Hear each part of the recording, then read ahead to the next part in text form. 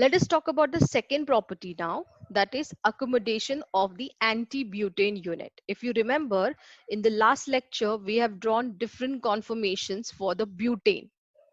So what we have taken, so this is butane, then we have numbered it 1, 2, 3, 4. And then what we do, we generally observe the Newman projection across this 2 and 3 bond. So when you observe the Newman projection across this 2 and 3 bond, this is not actually proper structure. uh, I have a limitation of drawing it. So just imagine the 3 atoms above the plane and 3 atoms that is on the back side. So this is my front carbon and the back side carbon is there. Now if you'll see these 2 methyl groups, this is attached to the second carbon and this is attached to the third carbon. So what is the dihedral angle between these 2 methyl groups? It is 180. Now if you remember, I gave you the nomenclature for this. Two words, one is the anti-periplanar, sorry, one is a periplanar and one is a clinal. Periplanar means they lie in the same plane and clinal means they are in a different plane. Then anti means they are on opposite sides and syn means they are on same side. Now we can see in this structure, the 2 methyl groups are on opposite side. That's why I will call this structure as anti, and these 2 methyl groups, they lie in the same plane. So I will call it as periplanar.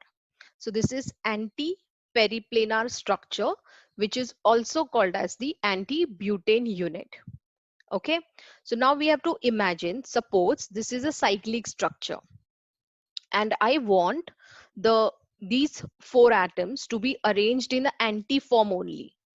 So it is something like similar to your trans butene structure. Okay, and just now we have seen, to have this kind of trans structure, minimum there are 8 carbon required. Okay, you cannot have this kind of arrangement, this kind of anti-butane arrangement in case of cyclohexane. Cyclohexane rather will prefer to be present in the gauche form. Gauche form, in short, what will happen? These 2 methyl groups will have a cis conformation rather than the trans. Okay, so they will have a synclinal or synclinal structure, which is the gauche form. So they will prefer to have the synclinal structure, but we are talking about the accommodation of anti-butane unit. So smaller rings cannot accommodate this anti-butane unit, because if I have to join this and this carbon, in between there are minimum 4 more carbons are required. So anti-butane unit is present in the smallest ring, which is cyclooctane.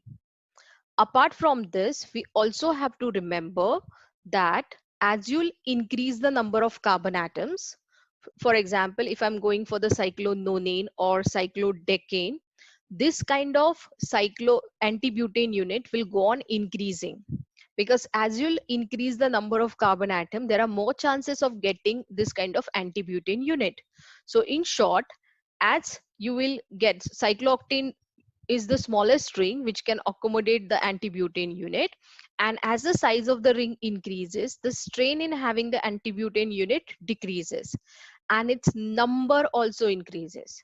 That means the number of anti-butane unit in cyclooctane is 1.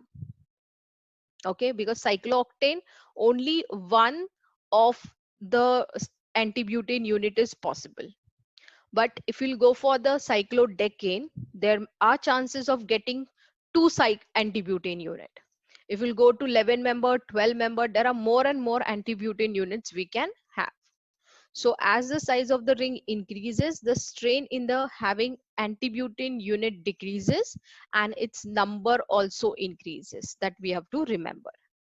Now to prove this point, I'm going to take one more example here. This is example of intramolecular hydrogen bonding, which is in the present in the cyclic vicinal diols. Now, this is simple example, aliphatic example I have taken. Now, rather than taking, in the previous example, we were having 2 methyl groups here. Now, rather than methyl groups, I have OH group here. Now, again, 2 geometrical isomers possible. We can have a trans isomer or we can have a cis isomer. But out of these 2, if we'll remember, The cis is more stable this time than the trans. What is the reason for the cis to be stable? The reason is intramolecular hydrogen bonding. These two OH group, they have a tendency to form the hydrogen bonding, and that kind of hydrogen bonding makes it more stable compared to the trans. Now, when I compare with the cyclo cyclic structure, so we are talking about the cyclic vicinal diols. So we are going to talk about a cyclic structure in which the adjacent carbon, we are saying vicinal. So adjacent carbon will have the OH groups. So let us talk about whether in the cyclic structure similar pattern is found or something different pattern is found. Now in case of aliphatic, we know the cis is more stable compared to trans. Though cis have the steric crowding since the two groups are on same side, but they're stable because they form the hydrogen bonding. So let us find out in case of cycloalkanes whether when they have the vicinal diols, whether they have the similar cis pattern that is stable or trans pattern stable. So it has been found when you have a cyclopentane diol, that is 5-membered ring, the cis isomer is forming the strongest intramolecular hydrogen bonding. So this cis is again found to be stable in case of cyclopentane ring, because again, as I told you, when you form the cyclopentane ring, this hydrogen bonding, if they want to form the hydrogen bonding, they have to be on the adjacent carbon atom and they have to be in cis form. Then only they'll be able to form the hydrogen bonding. But suppose in the cyclopentane, they have a trans double bond, they cannot form the hydrogen bonding at all. When I talk about the 6 to 9 membered ring, it has again found that the cis forms the stronger hydrogen bonding.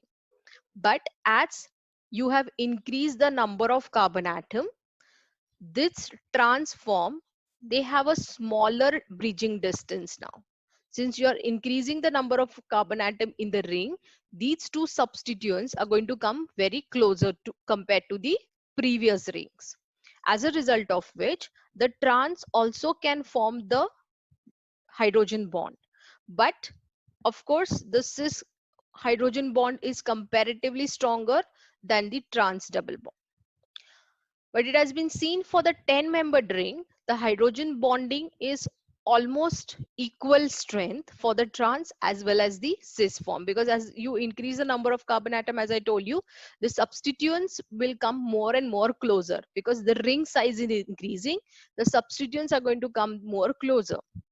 So here the trans and the cis almost have the equal strength. While in the case of larger size rings, the trans double bond have the stronger intramolecular hydrogen bonding than the cis. Now we can understand the cis can form a stronger hydrogen bonding. But what is the reason that the trans forms the stronger hydrogen bonding compared to the cis in case of larger ring? To prove this point, I've taken example here of mesoform of butane 2,3 diol. So this is a simple aliphatic butane ring. On the second and third carbon atom, there is a OH group present. So this is butane 2,3 diol. Now why I have taken this example of a simple open chain alkane? Because I told you the larger size ring, they behave more like your aliphatic hydrocarbon, because as you go on increasing the carbon atoms in the ring carbon carbon carbon bond angle goes on increasing. So previous angle strain decreases and now carbon are free to have their 109.5 degree back. Since they have their regular tetrahedral angle, so they behave like open chain alkane. So in the case of this butane 2,3 diol, if you'll see, I have written this in the mesoform. This mesoform is similar to the larger size ring which are having the cis conformation. Okay, so imagine this is your large size ring in which the two OH are present in the cis form. Now imagine, now this is my second carbon and this is my third carbon, and we are going to observe the Newman projection across this 2,3 bond. So when you'll observe the Newman projection across this 2,3 bond, I will get a structure somewhere like this. Okay, now I made the arrangement of the 2 and 3 in such a way that the two OH groups has to be in the Gauss angle. If they are in Gauss angle, then only they can form the hydrogen bonding. So you will adjust your Newman projection in such a way that the two OH group has to be in the Gauss angle, otherwise they won't be able to form the hydrogen bonding. So this is a mesoform of the butane 2,3 diol. This I've taken it as an example because this is similar to the cis isomer of the larger rings. When I see this structure across this 2 and 3 bond, I get the Newman projection ring like this. Now, if you'll observe this Newman projection, there is a steric crowding between these two methyl groups. Now, if I'll take the another isomer, for example, it's mirror image. So in the mirror image also, this OH group, they can form the hydrogen bonding comfortably. But again, in this structure, I can see the two methyl groups are very close, or they are having the Gauss angle, which is going to create a steric crowding here. That's why this cis isomer is not stable. Are you getting this? I said in the larger rings, the cis isomers are not stable. They cannot form a stable hydrogen bonding. The reason behind this is these kind of substituents, they may come at the Gauss angle, and that is going to create the steric crowding. But suppose if I take the another example, this is racemic form of butane 2,3 diol. So here you can see it's having the trans isomer.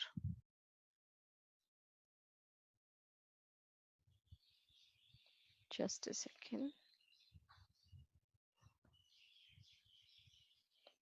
Okay, so this is having the large ring having the trans isomer. So suppose if I observe the Newman projection across this 2 and 3 bond, I will get this structure.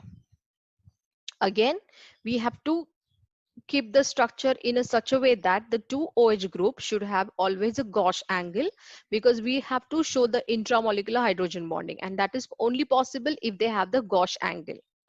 Now in this structure, I can again see the two methyl groups are having steric crowding here. But compare this structure with the previous structure. Here also the two methyl groups were having the steric crowding. But these two methyl groups and the OH, they were completely adjacent. But in the next structure, if you can see, the two methyl groups, though they have the steric crowding, but it is exactly anti to this hydrogen bonding. If I'll see the another structure of this, suppose if I rotate this OH on this side, so what will happen? This methyl group will come anti to the previous methyl group. So now this time what you can see, there is not a single steric crowding between these two methyl groups. Now these two methyl groups, the exactly anti to each other. This is the most preferred conformation for this racemic form. So in short, the larger rings, when they have the trans structure, the trans rings or the trans form, they form the more stable hydrogen bonding compared to the cis form. In the previous case, if you'll observe, the two methyl groups were cis to each other, so they can form the hydrogen bonding. In the next case, the two methyl groups are trans to each other, even they can form hydrogen bonding. But in the case of previous part, the steric crowding is more, while in the case of the trans isomer, the two methyl groups are far away, anti, so there is a less torsional strain between them, as a result of which they form the more stable hydrogen bonding. So I'll come back to this point again. What we have discussed, the larger rings are more stable, or they form more stable hydrogen bonding or the stronger hydrogen bonding in their cis isomer, trans isomer rather than the cis isomer. What we have studied in the small rings or even in the aliphatic hydrocarbons, the OH groups, when they are in the cis form, they can form a stable hydrogen bonding. But the trans, they cannot form because the bridging distance is very large. But exactly opposite point has been found in the case of larger rings. They form the stable hydrogen bonding in the trans form. To prove this point, we have taken two examples here. One is a mesoform of the butane 2,3 diol, which is similar to the cis isomer. In the cis isomer form, there is a hydrogen bonding formation, but the two methyl groups creates the steric crowding. But in the racemic form, where the two methyl groups are anti to each other or trans to each other, this hydrogen bonding is more stable because there is a less torsional strain. Now, to prove this, they have taken one example of the cleavage of the cyclic 1,2 diols. So just imagine this is a cyclic ring and the two OH groups are present in the cis form. Now, if I have to break this bond of this 2,3 diol, everyone knows this reagent which we use, the per iodide reagent we use, and generally the mechanism take place via the formation of the cyclic 5-membered intermediate, and then you get the breaking of this carbon-carbon bond or this cyclic 1,2 diol. So this is general mechanism which is followed. Now what we have seen for the common rings, that is smaller size rings, we have already seen that the OH groups have the cis conformations. And that's why the rate of this cleavage is found to be higher for the cis isomer. But as you go to the medium and the larger size ring, as you go from the smaller till larger size ring, what we have seen, the trans is having more stable hydrogen bonding. That's why these rings are present in the trans form more rather than cis. That's why the rate of cleavage has been found more in the case of the trans isomer rather than cis isomer.